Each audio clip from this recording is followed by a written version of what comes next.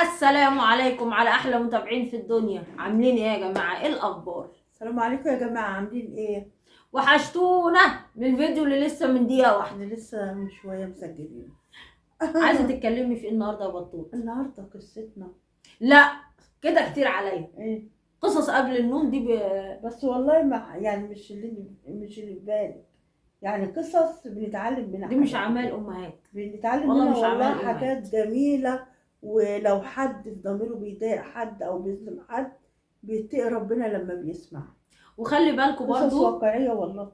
قبل بس بدون مقاطعه كلام ماما، عشان في ناس بتدخل تقول لي انتوا بترموا على مين، انتوا بتتكلموا عن مين.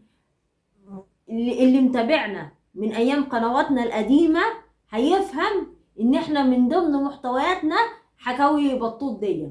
تمام؟ ده كانوا بيستنونا، كل يوم بيستنوا القصة بتاعتي. يعني دي مش حاجه جديده، فاهمني؟ ولا ان احنا بنرمي على حد ولا نقصد حد. اللي عايزين نوجه له اي رساله بطلع اوجهها له بنقولها بشكل له باسم مباشر. على طول.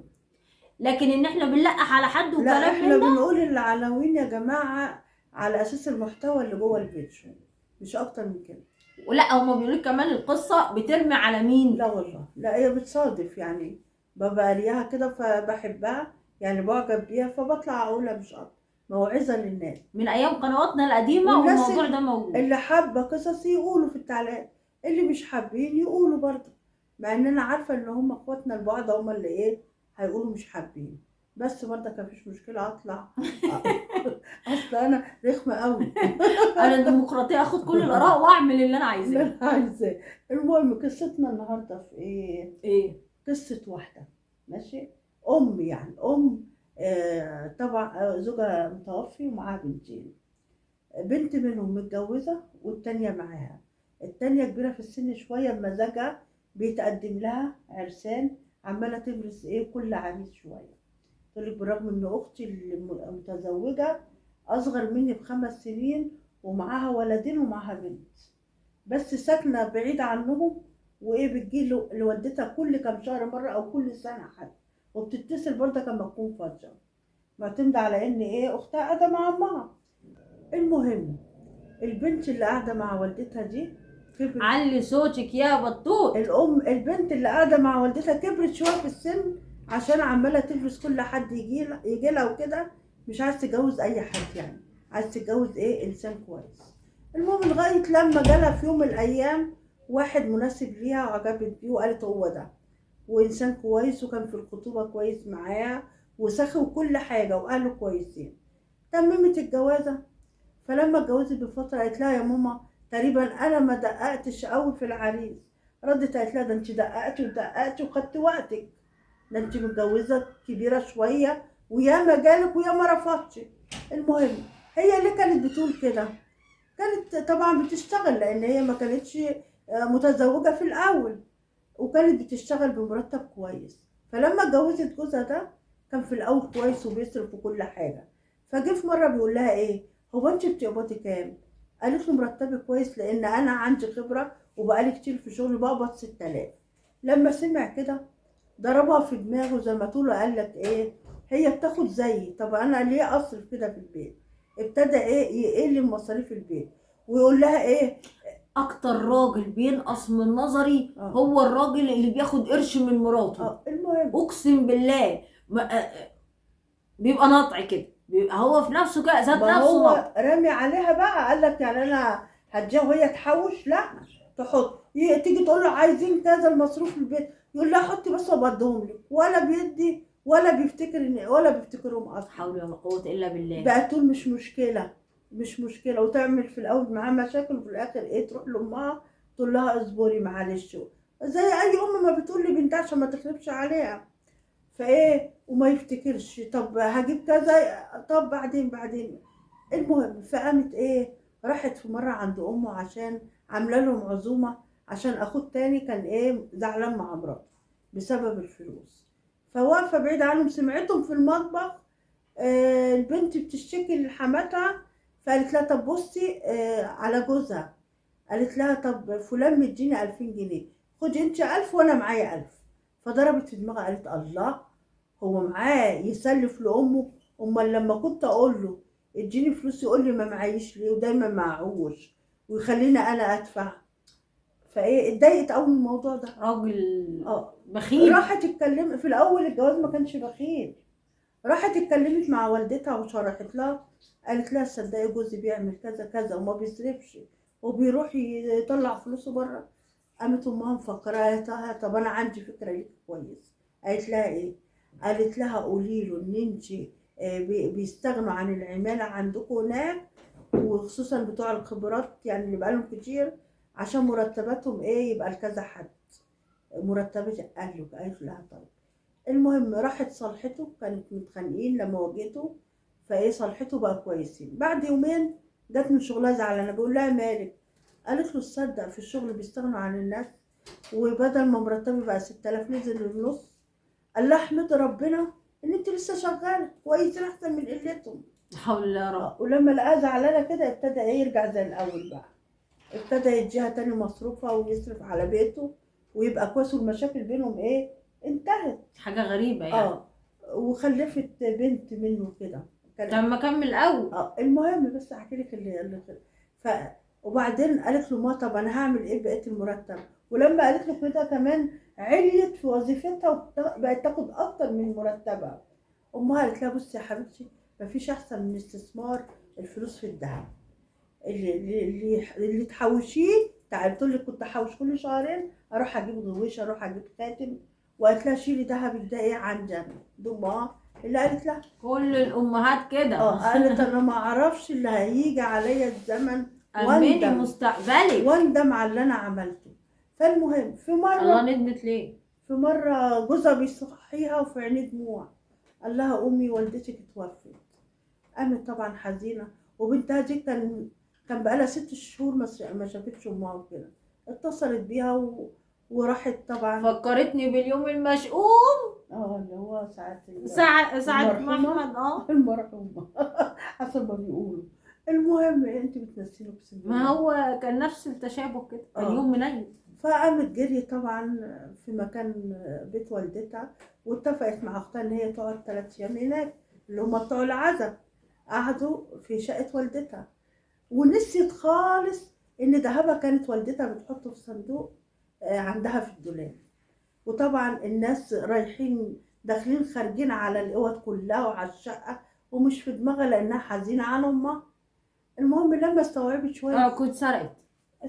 لما استوعبت وفاقت بتدور في الدولاب ما لقيتش الصندوق. يا نهار اسود. كانت هتتجنن.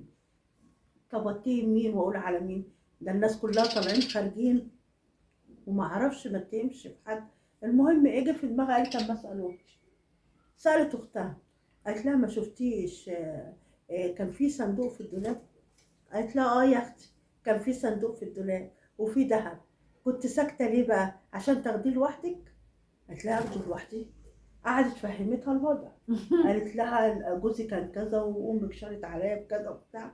المهم امها اختها افتكرته مراس. افتكرتها. قالت لها ضمت طول عمرها تقول ايه جابت جوزها برضك معاها صوت العصافير دي يشهد. قال حماتي كانت طول عمرها تقول لمراتي ايه لما تحتاجوا انا شايله عامله حساب الزمن في ذهب لايه لبناتي.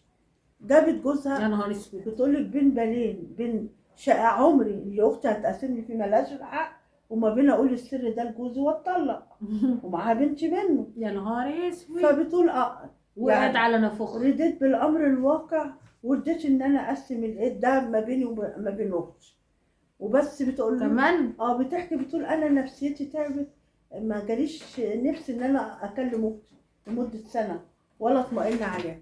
فوجئت في يوم بالليل الباب بيخبط جامد. قالت له ايه ده في ايه؟ افتح الباب كده. المهم فتح الباب لقى ايه خبطه بسرعه، لقى اختها وجوزها دخلوا. عملت لهم حاجه ساقعه وشربوا بتاع. في ايه اللي حصل؟ قالت لها سامحيني يا اختي. اختها كانت اسمها سماح. سامحيني فاكر اسمها ايه؟ سماح. سامحيني يا اختي. قامت حكي لها. قالت لها انا كنت عارفه ان ده ذهبك. قالت لها عرفت ازاي؟ قالت لها مره بقول لامي ساعديني فلوس المدرسه، قالت لها انا ما عنديش حاجه خالص، والصندوق اللي انت شايفاه في الدولاب ده حكيت لها الحكايه ان دي فلوس اختك من ورا جوزك متحوشها معايا قرش للزمن، حكيت لها بقى قصتها كامله. فايه ومع ذلك التانية وجوزها عارفين وكسبوا ورجوا بالدهب.